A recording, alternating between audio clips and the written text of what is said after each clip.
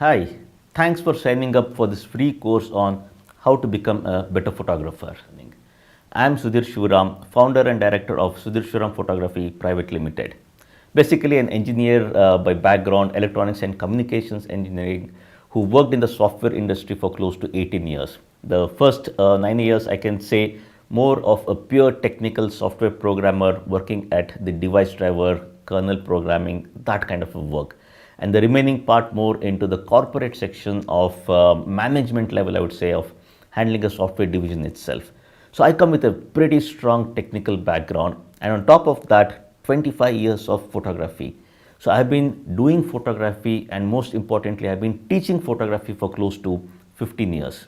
And in the photography field itself, if I had to say some of my achievements, so I have been a Canon brand ambassador for close to 8 years. On top of that, the Sanctuary Asia Wildlife Photographer of the Year. And then, even with respect to National Geographic, I have won, or rather, my cover shot of this beautiful image has won the National Geographic Yellow Border Award. So, this cover shot featured in the National Geographic Traveler India, and then the internal competition within Nigeria across the 14 countries, and this won the first prize for India. Beyond that, when it comes to the recent Asian Photography Awards for 2017, I have been recognized and awarded as the third most influential person in the photography industry in India. So the first has been the Canon MD and CEO, the second has been the Nikon MD and CEO, and I have been at number 3. So when it comes to a photographer, probably the most influential photographer in India itself for 2017. And then again for 2016, I was placed at number 2. And then the year before that, I was placed at number 5. So the last 3 years consecutively, I have been rated as one of the most influential people in the photography industry itself. And then in the recent survey concluded, in the top 100 photographers on the web, the most talented, famous photographers on the web, I have been placed at number 12 across the globe. So number 1 in India, I would say. And then when it comes to wildlife photography across the globe in the top 100 list, I've been placed at number 1. So the awards and recognition, it goes on and on and on. So that basically gives me the confidence to teach, the kind of credibility I have. And that is where the big brands like Canon, Nikon, Samsung, Adobe, a lot of these big brands, they work with me because of the trust they have in me, with my capabilities, with my technical knowledge on photography and everything related to photography. So I've been conducting photography tours, workshops, all this for years together. And in the last 3 years alone, I have taught for more than 1,500 students.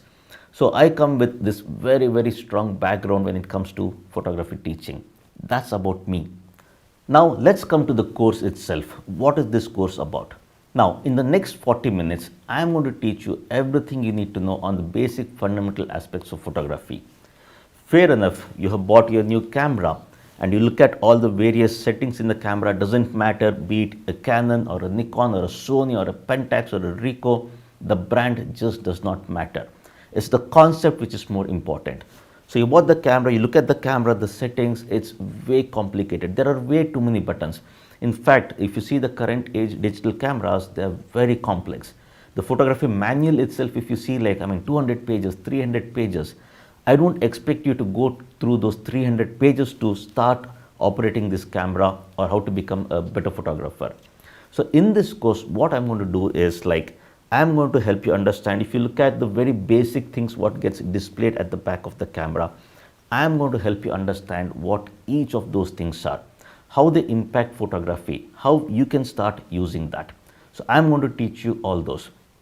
Even though in the course I'll be using a Canon camera to explain the concept, it holds good for any brand of the camera. So what I want you to do is charge your camera completely and then hold the camera in your hand, go through the course one step at a time and start experiment along with me. And now comes another important point. Go at the end of the course. Once you finish the entire course, I want you to stick with me for the full course. That is very important. Once you finish the entire course, at the end of this course, I am going to give you some very, very useful information and tips. So don't cut it across. Stay till the end, go through it and hear what I have to say at the end of the course, which is where is going to be very, very important for you when it comes to your photography learning. And now comes another very, very important point. Now, as a part of this course, this is what, around 40 minutes of course. That's all. It's not a very, very big course. Now, if you look around, you have a lot of distractions. Your cell phone, your email is coming up, you have your Facebook or Instagram account, you keep looking at all those things. So, if you want to learn, if you want to be a better photographer, before you start this course, what I want you to do is switch off all those things. No distractions, nothing. You give me your undivided attention for the next 40 minutes, and I'll guarantee you, you are going to become a better photographer. Your understanding about photography will change like anything. So switch off all those things, pay complete attention to what I have to say as a part of this course, experiment along with me, and most importantly, as I said, at the end of this course, I have some very, very important information to share with you. Go through that as well, and then you can feel the difference in your images, and then you will be very happy looking at the images, the wow factor in the image, all those will start coming in. So let's get started with the course. Hi, in this tutorial, I am going to take you through the core concepts, the fundamental concepts of photography, and give you my recommendations so that you can start making some awesome images. The other good part about this tutorial is, like, I'll be conveying some of the settings, and in your camera you should be able to try it out and do the things practically along with me. So in the next 30 minutes, stay tight, follow the concepts, experiment along with me, and you will see the difference in your images, where you will understand what it takes to make those awesome images. So let's get started.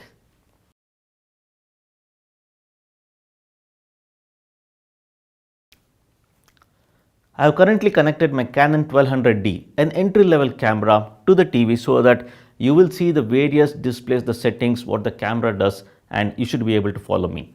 Now, as a beginner in photography, you don't have to go through very in-depth or any advanced settings or any of those things. Forget about all the various advanced features, whatever the camera supports. Let's get some of the very basics right. So for example, aperture. So since I'm shooting in aperture priority mode, the very basic exposure triangle parameters, be it your shutter speed, your aperture, your ISO, what are they, what impact it has on your image, we will see that. Next comes your exposure compensation, about when to underexpose, when to overexpose, make the image brighter or darker, what to do. Your picture style, what kind of picture style you should be using, we will look at that. Your white balance, so what is white balance, what kind of white balance you should be using, I am going to help you understand those concepts. Next comes the other set of parameters, be it with respect to your shooting mode. So whether you want to shoot it in one shot mode, servo, depending on what is happening in your scenery, the focusing options we'll see, then even the metering. So what kind of metering you have to use, be it spot metering, evaluative. So what are those various metering options? And then of course, what kind of image quality you should be using. I'll be guiding you with that. And of course, the last point is obviously with respect to your focusing points, when to use what kind of focusing points. So here, this is the very basic thing, what you see in your Canon cameras.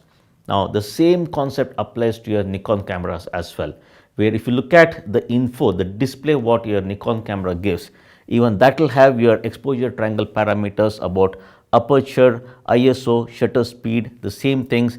Then you even have your compensation, exposure compensation, your white balance parameters, and in case of your focusing mode, whether it is like autofocus single, autofocus continuous, so what kind of focusing mode you want to use.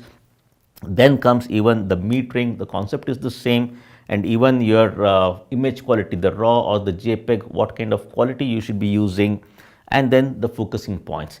So if you see, be it Canon, Nikon or any brand, it doesn't matter. So let us go through each of these basic concepts and see what they are, what impact they have on the image, and what is the setting which you should be using to get some good images.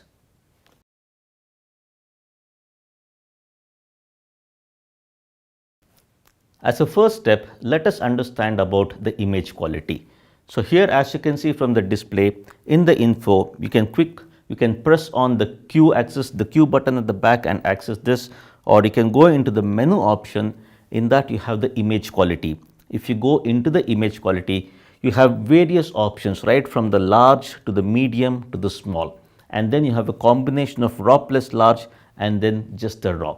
So here you are welcome to use any of this combination, and each of them, as you can see here, the resolution will vary. So if I keep moving, so as you can see, the resolution will keep changing, which is the print dimension if you are trying to print the images. So it's more to do with your megapixel, the resolution. So here, one of the main things is, as a beginner, I understand that raw probably may not be the right option because you may not be comfortable on how to process the raw images. So chances are you end up using just the JPEG. So but my recommendation would be to use a combination of raw plus large depending on the size of the memory card. So yes, please go ahead, buy a larger sized memory card so that you can store more images. Now, one of the key advantages of the raw file is even if you make minor mistakes in the field, be it with respect to the various settings, with respect to your white balance, exposure, so even with respect to the picture style, any of those various combination you make a mistake, still there are ways in which you can very easily fix if it is raw. Raw is very, very powerful. So go ahead, use the option of raw plus large and then keep that as your standard setting. If you look at your Nikon setting, even Nikon has something very similar where you can have a combination of NEF. So that is the raw format for Nikon, NEF plus the different options of JPEG. So go ahead, choose any of these things. But as I said, as a beginner, please go ahead with the combination of raw plus large, because in future, once you learn about raw processing, you can come back to these images and process the raw files. So go ahead, to start with, put the setting as raw plus large or NEF plus any of the JPEG option and keep that as your standard setting.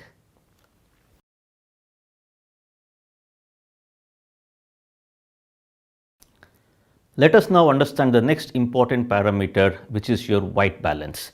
So in case of Canon, I can access the white balance using the quick access button at the back by pressing Q and going into this, or I have a direct access button. Check your camera and you will have a direct access white balance. I click on that and you have this various parameters, various white balance setting rather. What is white balance? In simple terms, white balance is one of the key parameter which decides what kind of colors you want in your image. White balance is nothing but telling the camera to get a white color as a proper white depending on the lighting situation. Now white balance is expressed in Kelvin. So here if you see with respect to the white balance, for my Canon 1200D, I have all this various white balance setting. I have the auto white balance where the camera decides what kind of colors to put, what kind of Kelvin value to put depending on the lighting. Then I have the daylight. So daylight has an approximate value of 5200 Kelvin. Then I have the shade. Shade is approximately again 7000 Kelvin. I go further, I have the cloudy, which is 6000 Kelvin. Then the tungsten light, which is more of 3200 Kelvin. Then again the white fluorescent light. Flash, for outdoors, flash is in the range of 5400 Kelvin. And then the custom white balance. So depending on your camera model, you may have the advanced setting of the manual white balance where the K will be displayed and these values you can manually put it. Let's go each of this, let's look at each one of them. Now, when it comes to outdoors, if you use a white balance setting of anything about 5000 or below 5000 Kelvin, say for example, daylight, then tungsten or even fluorescent, any of these parameters where the value is less than 5000 Kelvin, you will get more of bluish cast in your image. So whereas same outdoor conditions, if you go into the option of say shade which is 7000 Kelvin, cloudy which is 6000 Kelvin, anything above 6000 Kelvin, you will get more yellowish colors in your image. Now let us look at this particular image. So this image has been shot outdoors. So what I'm going to do is I'm going to show you like how by putting different white balance values, the colors of the image basically changes. So I'm going to just put it in auto mode. So auto, the camera decides, I have no control. Then if I'm going to put it in daylight at 5200 Kelvin, this is what I get. Then I move it from 5200 to 5400 Kelvin, which is more of your flash. Outdoor for flash is 5400. This is the kind of colors you get. Then I moved to cloudy, which is 6000 Kelvin. And then even with respect to shade, it is more of 7000 Kelvin, it goes up. On the other side, if I come where I put it for tungsten, which is 3200 Kelvin, as you can see, it is more bluish in color compared to the cloudy and shade which is more yellowish, more warmer colors. Even white fluorescent light also gives you more bluish color. So as you can see, white balance varies the colors in your image. My recommendation is do not go with auto white balance, because in case of auto white balance, the camera decides what colors to put. As a photographer, you need to be in control. You decide what kind of white balance you want to use based on the actual lighting situation. This is for Canon, and if you look at Nikon option, it is more or less the same, where the terminologies may vary a little bit, but the overall concept of using the white balance is the same. So as I said, as a beginner, my recommendation when it comes to the using the values for white balance, don't go with auto. Based on the lighting situation you use, whether you want to go with daylight or flash, or it is cloudy, or with respect to shade, those things. For indoors, probably it may be more of incandescent or fluorescent. Those options comes into picture. So go ahead, understand about white balance, take the camera, go out in the field, the same image what you have, go ahead and shoot that at various white balance, and you personally see what the difference is, and you decide based on the lighting what kind of white balance makes sense. So that's about white balance.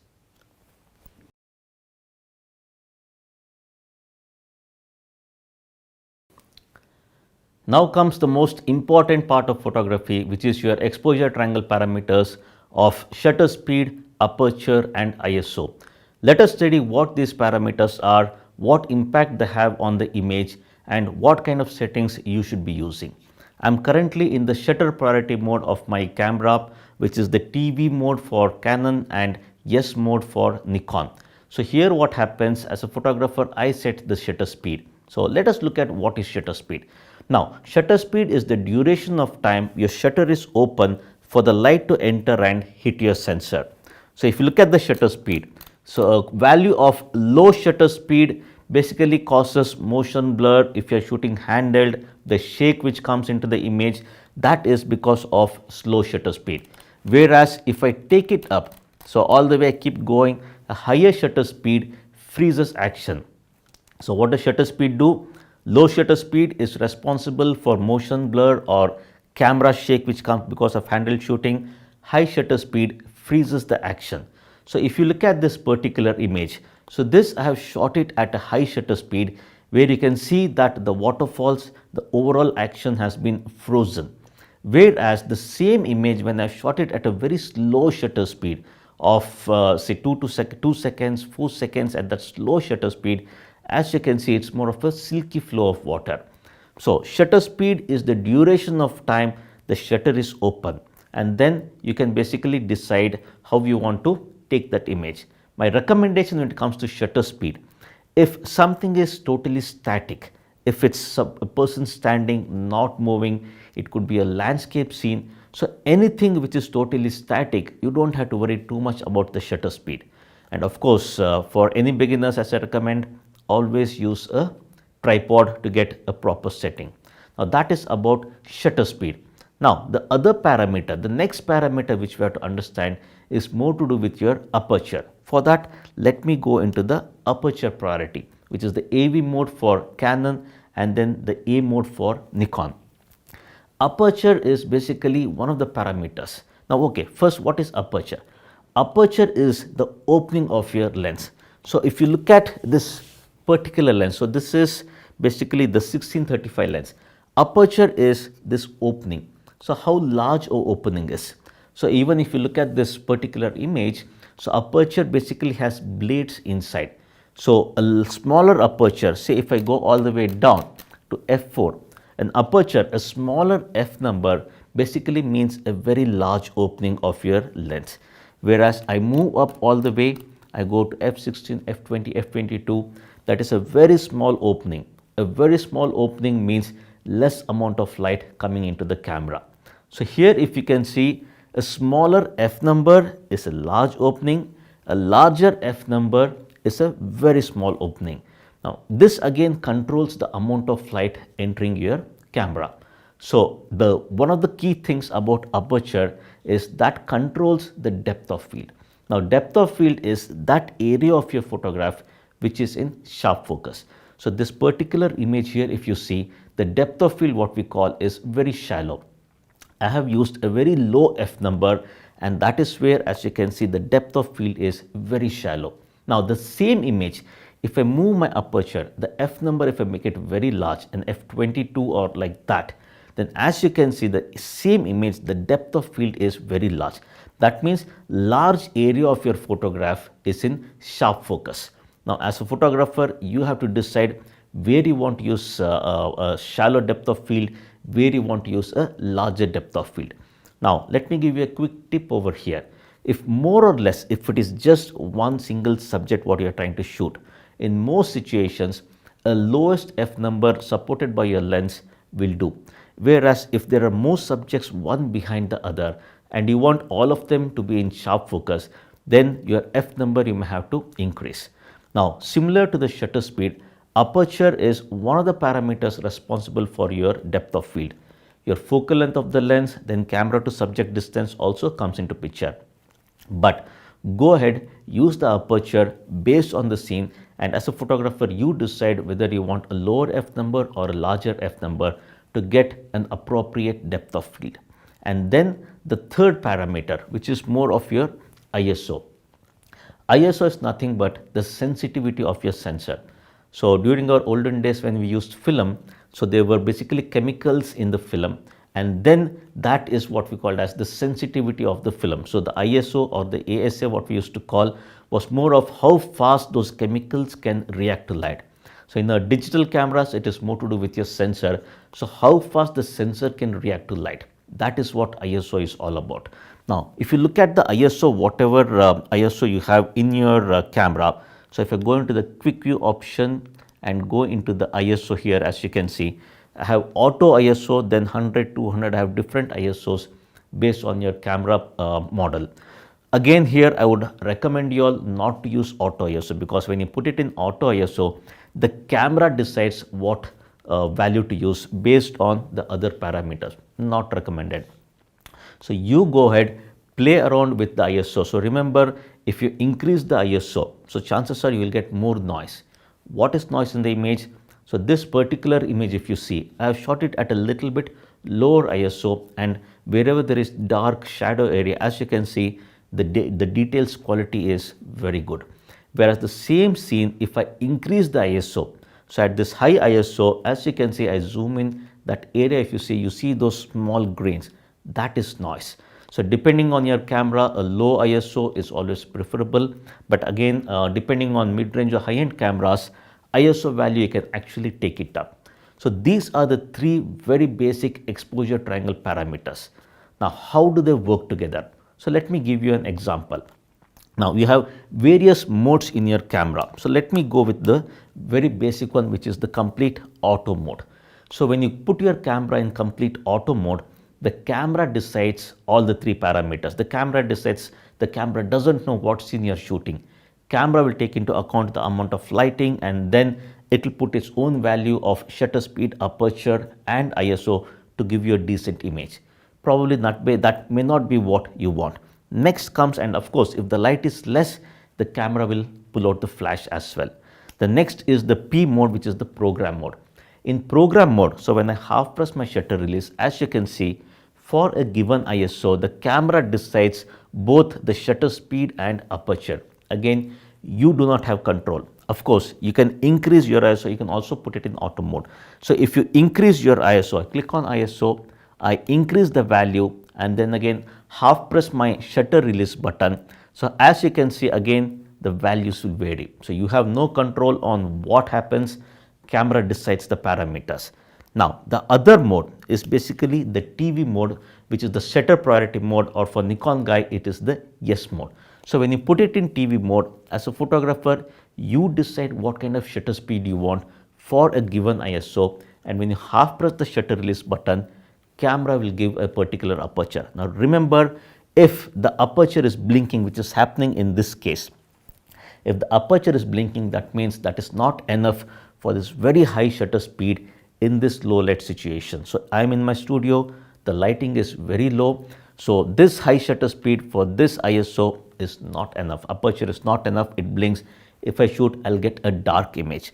So that is where I keep decreasing the ISO, and then it is still not enough. There you see, it's very dark in the room here. I go all the way down, and there you go. So at one point it stops blinking, and this is a good value. Of course, remember, if the movement is happening in the subject, you will get shake blur, okay, if you're especially doing handheld. So you have to watch out for shutter speed. So keep it in mind, if any movement is happening in the scene, then make sure to watch out for the shutter speed and try to keep a high shutter speed if you want to freeze the action, and then if you want to purposely induce a motion blur, go with the slow shutter speed. That is about TV mode or the yes mode. And then the other mode is AV mode, which is the aperture priority mode, and for Nikon guys it is the A mode. In case of aperture priority, as a photographer, you decide, let me take it all the way down, you decide what aperture you want for a given ISO, and when you half press your shutter release button, camera will give you a corresponding shutter speed. Now you vary your aperture, then the shutter speed will vary. So in case of aperture priority, as it says, the priority is more on aperture. You decide what aperture you want for a given ISO, camera decides the shutter speed. So this is more recommended when there is not much movement happening in your scene. If you are doing landscape photography or any of those areas of photography where your depth of field is more important than the shutter, in that case, go with your aperture priority. Then the other mode is basically the complete manual mode. This is a little bit advanced mode. For beginners, I would not recommend that, because you have to decide all the three parameters based on the metering and other complex things. Not recommended. Go with any of the other mode of aperture priority, shutter priority, or even for that mode, program mode also will work. And then the other set of mode in your camera, you have all these various portrait mode. So portrait mode, here if you see, the ISO will be auto, and then the default setting. So more or less, if you see portrait, the camera gives more emphasis to the depth of field. And then you have the landscape. So even in case of landscape, okay, it is more of, again, the default settings are the single shot, not the burst mode. And then again, the priority is given more for larger depth of field. In case of a portrait mode, the camera tries to give you a shallow depth of field. In case of landscape, it tries to give you a larger depth of field to give everything in focus. Then you have the close-up or the portrait mode. Again, in that situation, it is more of trying to give you a shallow depth of field. Then comes your sports, action photography. Action photography, as you can visualize or you can think, is more to do with action happening. You want to freeze it. So in this mode, camera is going to give you a faster shutter speed. Then the other one is stars, night photography. So in this night situation, is going to give you a long exposure. Now, depending on what kind of camera model you will have, these are some of the very basic kind of shooting modes what you have. So once you understand overall, so let me go back to the AV mode. So once you understand the combination of your shutter speed, aperture and ISO, then play around with the settings, and as a photographer, you decide what kind of setting you want. So my recommendation, again, let me repeat. So any of those genres where action is happening, movement is happening, you want to freeze it or you want to create a motion blur, go with the shutter priority and decide what kind of shutter speed you want. And then depending on whether you're shooting macro, close-up, portrait, landscape, anything static, still, where shutter is not of much concern, it is more of depth of field what you want, go with your aperture priority and decide what kind of aperture you want. In all these cases, please keep a tab on what ISO you're using, because a very high ISO will yield noise image.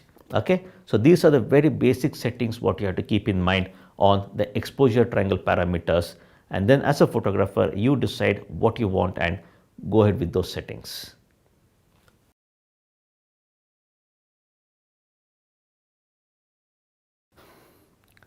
Now comes the next interesting part, which is your focusing mode and the focusing points. Now again, if I go back to the display here, in your display currently I am in one shot mode. So even in case of Nikon, so you have the different kind of focusing modes.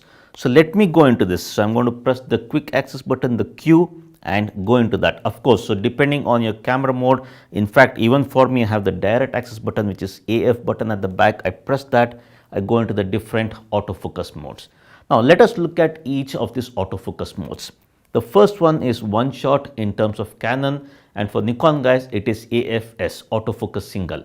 Typically one shot mode is used for totally static subjects. So what happens in case of one shot mode is when you half press the shutter release button, you hear the beep. Of course you need to have the beep enabled in your menu options.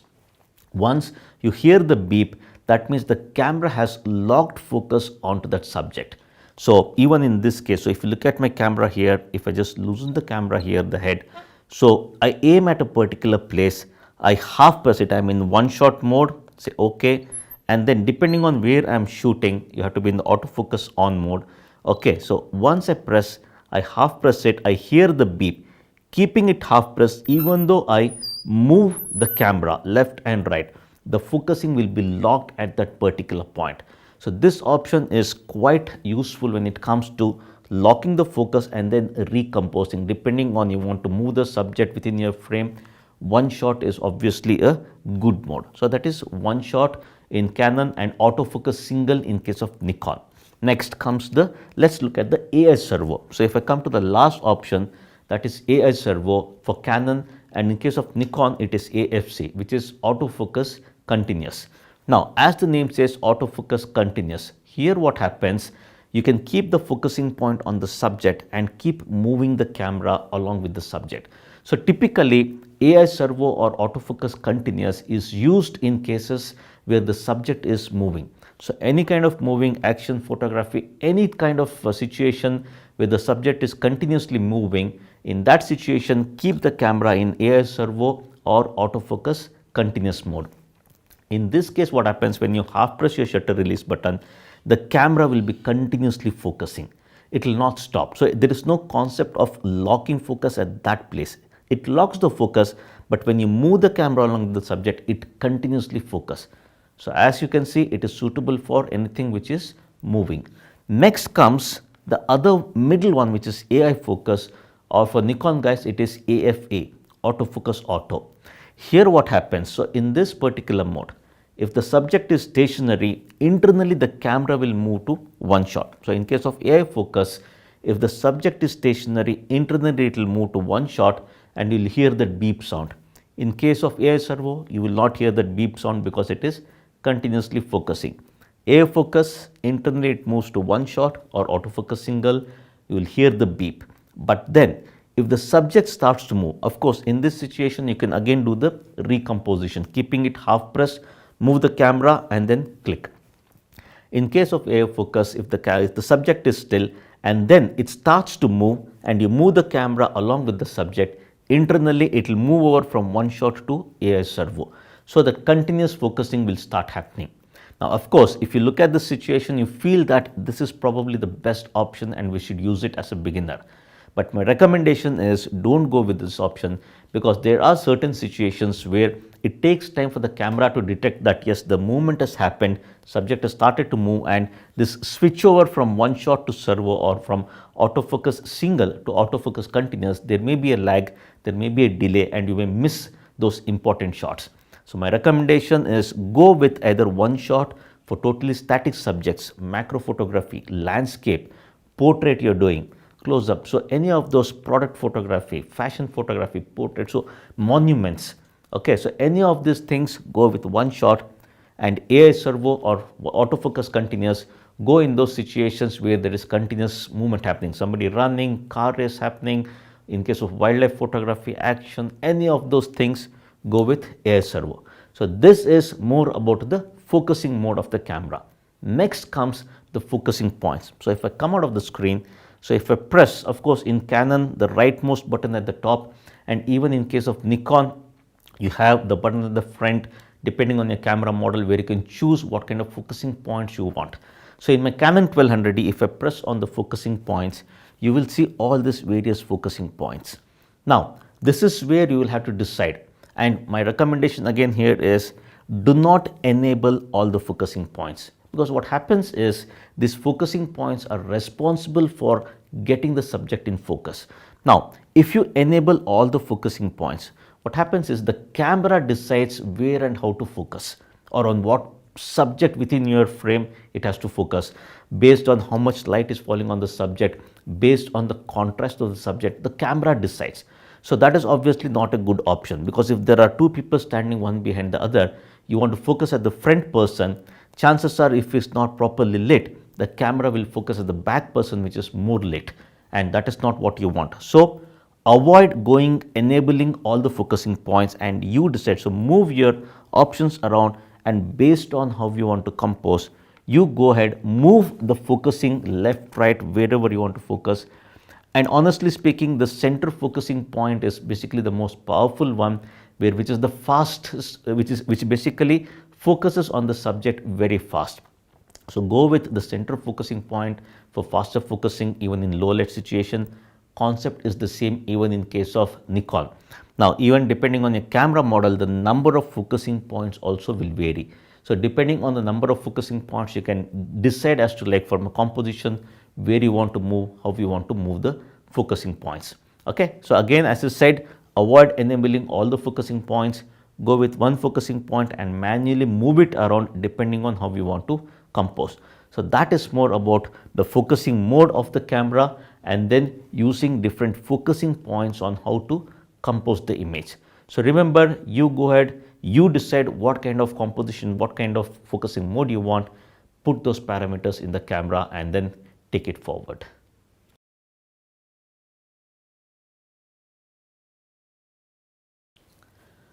Now comes the most complex part of photography, which is metering. Now, metering is quite interesting, and that is actually the heart of photography, based on which the exposure triangle parameters are decided. Now, be it Canon, Nikon or any camera model, the concept is again the same. Here what I am going to do, again I use the quick access button on my Canon camera, and then come down and go into the metering. So there you go. Now metering, there are different kind of metering options. This is the entry level Canon 1200D, so where the spot metering is missing, but here we have evaluative metering, or in case of Nikon it is called as the matrix metering, or we also call it as the multi-segment metering. Then partial metering, same in Nikon as well, the center weighted average metering, and then this option, if you see, this is basically spot metering. Now let us understand what each of these metering option does. Now one step back, what is metering? The whole concept is, now if I am in aperture priority mode, okay, so I am basically at an aperture of, let's go down to say f4. So for an ISO of 1600 at f4 in aperture priority mode, when I half press the shutter release button, I get a particular shutter speed. So that value of shutter speed is decided by what kind of metering mode I am in. Now in simple terms, for you all to understand, metering is nothing but it's more to do with the amount of light which is reflected from the subject. So the camera calculates how much light is reflected from the subject, and to give you a very basic exposure, to give you a exposure where it's not very dark, where it is not very bright, it will give you the shutter speed of 1 by whatever. So that is metering. Okay, so based on various metering options. Now when it comes to spot metering, what the camera does is, when it comes to your focusing point, you see this centered focusing point, what happens is the camera, when you look through the viewfinder, wherever the center focusing point is aiming at, camera calculates the amount of light over there, how much light is getting reflected from that, and it will give you a decent exposure, not very bright, not very dark, okay, a medium exposure, what we call, based on that amount of light being reflected from that center focusing point. Of course, there are options where you can move the focusing point and make sure you take the reading from there, but let's not get into that. So in simple terms, in terms of spot metering, wherever the center focusing point is looking at, camera sees how much light is reflected, and then based on that it is going to give you a particular shutter speed. Now this is where, if you look at that image, it will give you a decent medium exposure. Now this is where your exposure compensation comes into picture. So in my Canon camera I have the plus minus button, even in Nikon you have the plus minus button. Find out how to access the exposure compensation button in your particular model. I press it, and then the dial, if I move it around, there you go, it becomes darker or brighter. If I go into the quick access mode, into the exposure compensation, there you go, see there, I move it to the left, the image becomes darker. If I move it to the right, the image becomes brighter. At this point, auto exposure bracketing, keep it aside. So, darker or brighter. So, this is where as a photographer, you have to decide. The camera will give a decent medium exposure. Looking at the scene, if you feel you need to cut down light, you can make it darker. You want to get in more light, you can make it brighter. So, that is about the exposure compensation metering using the center focusing point, which is the spot metering. Now, let us go into the other options of metering. Now, the other one is evaluative metering, or for Nikon guys, it is the matrix metering or even multi-segment metering. So, in this case, what happens? It doesn't take it from the center at all like spot metering. Okay. So, here it's the evaluative or matrix, that means, or the multi-segment. That means what the camera does is basically takes the average of the whole scene. So, it divides the entire segment. So, how much light is basically coming into the camera from the entire scene, not at that one single point. So, from the entire scene, how much light is coming into the camera, it will calculate, it will average it out, and then it will give you a medium exposure. Same again, use the exposure compensation to make it darker or brighter. That is evaluative. Next, the other metering is basically partial metering. The third one is partial metering. Partial metering is very similar to your spot metering, where again from the center focusing point what you have. So, typically in spot metering, the center focusing point is an area of around 2 to 3% compared to your entire frame. Whereas partial metering, it takes a value about 12 to 13% of that focusing point at the center. That is about your partial metering. And then the last one is the center weighted average metering. So, here what it does, it gives more emphasis to the center portion of the image, how much light is reflected from the center portion of the image, and then it gives you a particular shutter speed to give a medium exposure. So, this is what metering does. Now, the overall complexity of the metering is quite high. So, what I would recommend you as a beginner, my recommendation is to go with evaluative metering. Okay, so currently go with evaluative metering mode. So, obviously in case of Nikon, it is multi-segment or matrix metering what we call. And then what you have to do as a photographer, look through the viewfinder, see the tonality. So, one of the key things is about tonality, what you have to look at. What is tonality? Nothing but darkness or brightness. Okay. So, if you look at the TV display here from a tonality, this is dark. Whereas this shirt, if you see from a tonality, this is more bright. The backdrop, the screen here, if you see tonality, it is dark. So, from a metering point of view, as a photographer, don't look at colors, but look at it from a tonality. Is it dark? Is it bright? Now, let me give you a very quick tip over here.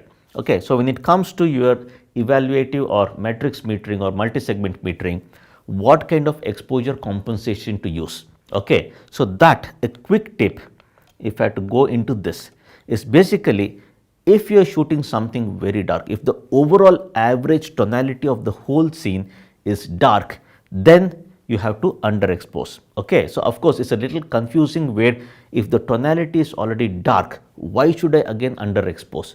Of course, that's because the camera, it doesn't make a dark image as dark, it will make it as a medium exposure. Okay. So, that is where to recover or to get back the dark tonalities, you have to underexpose. So, if you are shooting something bright, make sure you basically overexpose. So, keep it very simple. If you go into this again, if you are shooting something dark, you underexpose. If you are shooting something bright, you overexpose. By how much? That by trial and error, by experimenting over a period of time, you are going to learn it. So, as I said, my recommendation when it comes to metering is to make sure use evaluative metering or multi-segment matrix metering, and based on the tonality, go ahead, underexpose or overexpose.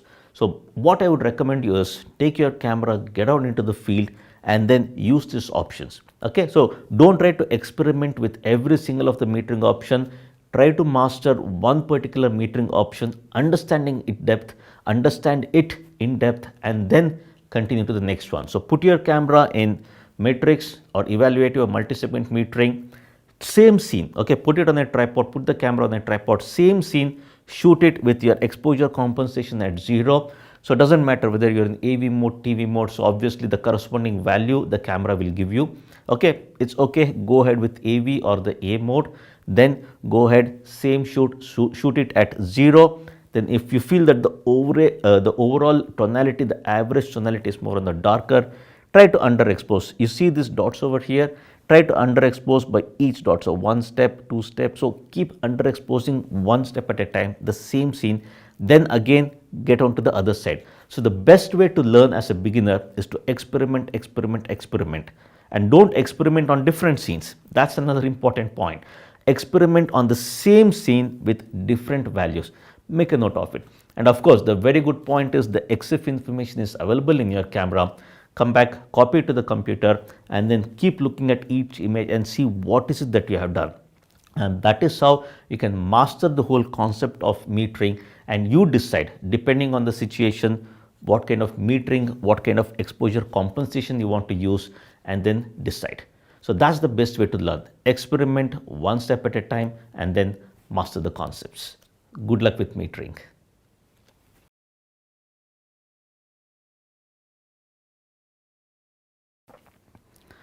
All right, so in the last 40 minutes or so, I have explained to you some of the very basic fundamental concepts of photography.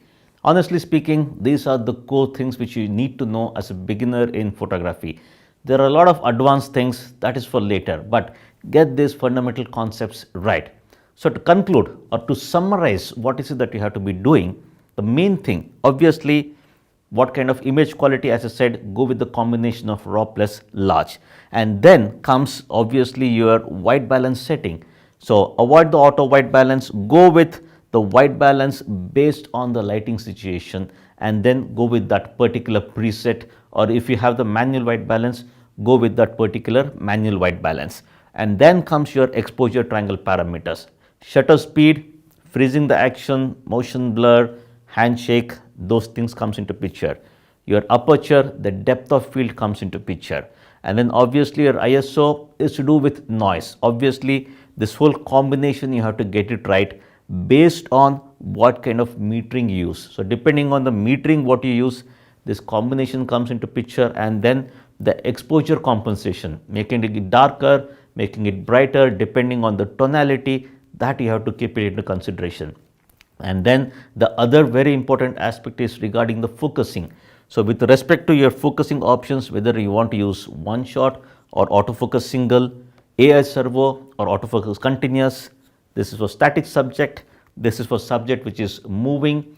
Combination of both is AI focus, but as I said, my recommendation is avoid that. And then the other important point obviously is your focusing options. So what kind of focusing points you want to use? Be it Canon or Nikon, you have different kind of focusing points. Understand what those are, and for composition you will have to move the focusing points around, decide what is it that you want to do. So if you look at all these various combinations, this is the very basic.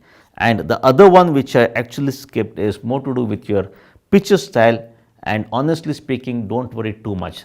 My recommendation is to go with the standard. In case of Nikon, you have your vivid, which gives you more vibrant colors, even the standard is there. Even in case of Canon, you have the landscape mode where you get a little bit more vibrant colors.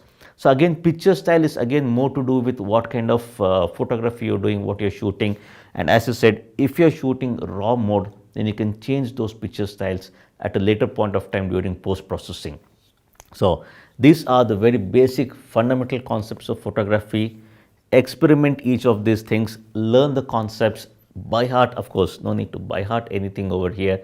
It's more of experimenting, understanding, and hopefully this session what I just gave it to you, hopefully you're going to like make use of it. Practice, practice, practice, experiment, experiment, experiment, and then once you master this, then comes the advanced session, and that's for a later point of time.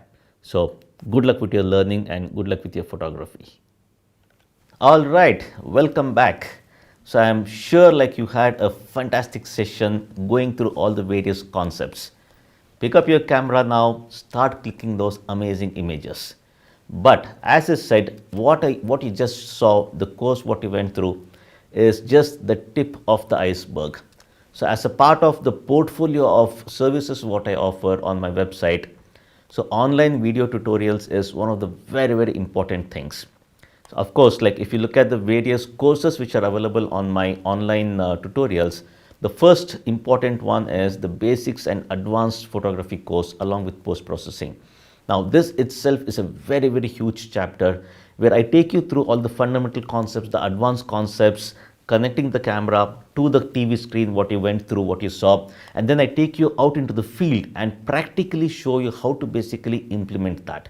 So all those various fundamental things and even the advanced concepts I teach you over there make you perfect in all those things. And then of course at the end of that session you will understand as to what it takes to become a very, very good photographer.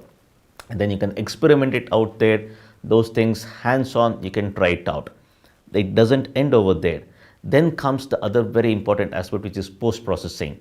So if you look at the overall photography, it's just not about understanding about your camera, how to take good pictures. Fine, you got the images, you copied it to your computer. Next what? So how do you basically present those images? Even if you have to go to a party, I mean, you just don't get up and then just get off to the party. You make sure you are in a presentable situation. You go do, you freshen up, you have bath, whatever, shave, makeup, little bit of combing. So basically it's the same you, but you make yourself more presentable. So how do you do that to your images? That is where the post processing tutorials comes into picture. And as a beginner in photography, again, as I said, be it a Canon user or Nikon user, just does not matter. So I have targeted post processing tutorials right from using the very basic Adobe set of products using Photoshop, Adobe Camera Raw to process your raw files. If you are a Canon photographer, I have the Canon DPP Digital Photo Professional course for you, online learning. If you are a Nikon shooter, then I have the Capture NXD tutorial as well. Depending on what kind of photographer you have all these various learning tools available at the tip of your hand or at the tip of your mouse. Just online learning, you can just follow through and learn photography. So once you finish your basic course, once you understand about all the post-processing concepts, all those things, next comes the other thing. Fine, if you want to buy a new camera, upgrade your camera, what is it that you should be doing? So I have a separate course on that, your ultimate guide to camera and lens buying. So equipment buying, what is it that you need to watch for? I have that separate course for you so that you can become a master expert in basically understanding what it takes to buy your next camera or upgrade your camera. And of course, like if you are a very, very entry level photographer, a beginner, the course what you just went through, the free course about how to become a better photographer, a little bit next step on that is basically an entry level course called as how to make better images from the Canon 1200D. So a Canon 1200D, if you are having an entry level camera, how to get started, be it Canon or Nikon, it just does not matter. So you can go through that course. And then comes a little bit of advanced course. If you are a Nikon D500 shooter, if you have a Nikon D500, then your ultimate guide to making really good images out of that Nikon D500. I have a huge entire course dedicated for that. So all these things, if you see each one of them step by step, you can start learning. All these are online based video tutorials what I offer. Okay, so of course, as I said, it's a combination of classroom as well as basically the field learning. In fact, I asked my friends, once I came up with all these things, I asked a few of my friends saying like, see, this is what I offer online. Okay, and then like, what do you think? So what kind of cost do you think you're willing to pay for this? So they said, Sudhir, I think if you look at this whole gamut of learning what you have put online, easily people should be able to pay 10,000 rupees. That's close to 150 US dollars. So this is what we are willing to pay for this kind of an offer what you have, online learning. And I said, okay, fantastic, that's good. They were, okay, Sudhir, what is the offer you're giving it at? I said, hold on, let me finish the whole story. So you sign up for my video tutorials, you go through all these various courses, you become a better photographer. Just imagine, obviously you can start creating amazing images, fantastic pictures you can start clicking from whatever kind of camera what you have. And then even once you become an expert shooter, move to the pro level of shooting. Look at the kind of applause you will get from your friends, family, colleagues at office. Nowadays, if you see like even at office, photography is such a kind of a hobby for everybody, that you start making good images you can share with your friends, and like you get that happiness out of that. So you can become that fantastic photographer. No more looking at others' camera and seeing like, I mean, how is it that he's able to make very good images? I have the same kind of camera. I am not able to get those images. None of those things. So say goodbye to all those things and then start making your own fantastic images. So if you see all the various things, the kind of future things what you can expect from these tutorials, I believe that 10,000 rupees is just a steal. Easily you should be able to afford. Again, hold on, it doesn't stop there. Once you subscribe for this video tutorials, it's a 1-year subscription period what you have. Once you sign up for this video tutorial, subscribe to it, then you become part of the Sudhir Shivaram photography community, the SSP community. I have a separate dedicated Facebook group just for my video tutorial subscribers. Nobody else has access to that. Only you folks will be part of that, and then there you can post your photographs. Me along with my team, and then other photographers who are there. Already like hundreds of photographers are part of that community. You come in, you start posting your images over there. You can start getting feedback, critics about your images on how you have to improve or what are the things you have to do to improve. And me, I'm going to personally handle people over there. Okay, even reviewing your images, help you build your portfolio. So we have the album concept where you start building your own portfolio, start improving on your photography. So the learning continues. It's just not the end after you sign up and watch the videos online, you learn photography. It doesn't end there. The learning continues within the private photography group, our own community. And then again, as a part of that private community, I'll be doing very regular Facebook live broadcasts. So a lot of people are already aware about my Facebook photography chat, which I do. The live broadcast is extremely popular. In the last couple of years, more than 4 million people have viewed those free online Facebook broadcasts. So for your group, it's going to be a specified, more private one just for the video tutorial subscribers. And then I'm going to be teaching some of the advanced concepts, clarifying your doubts on photography. So all the various tutorials you would have gone through, I'm going to give all the answers to the various doubts what you have, guide you through photography. And then apart from that, even when it comes to competitions, so I'm going to guide you as to like, okay, what kind of images you have to submit for the competition. What are the things the judges basically look for in the competition. So all these various things, again, I'm going to handhold as a part of that SSP community on Facebook. So it's just our own Facebook group. If you see the kind of benefits what you have, all these various things, this is where I think 10,000 rupees is absolutely easy go on that. That said, now comes the surprise element. The cost of this entire package is not 10,000 rupees. All this for a limited time period, I'm going to give you an offer of just 4,997. That is all it costs. This entire thing, if you see, right from the various basics and advanced photography tutorial what you have, advanced post-processing what you have, your ultimate guide to basically camera lens buying, that guide, post-processing using the Adobe set of tools, Photoshop, Adobe Camera Raw, Capture NXD, then even Canon DPP, and then even the Nikon D500, how to basically make good images from that, the 1200D for beginners, all these various tutorials what you have for online learning, then our own private Facebook community, our own SSP community to learn photography, take it forward, the live broadcast, a lot of this bundle, if you look at the whole gamut of services what I offer, all this at a steal away price of just rupees 4,997. So what are you waiting for? The link is right down here. Go ahead, click on the link, explore the various tutorials, sign up for that, and I'm going to see you on the other side in our own SSP community. So don't wait any longer. As I said, this is going to be a limited time offer. Go ahead, sign up and start learning photography, and I'm going to help you become a better photographer. That's my guarantee.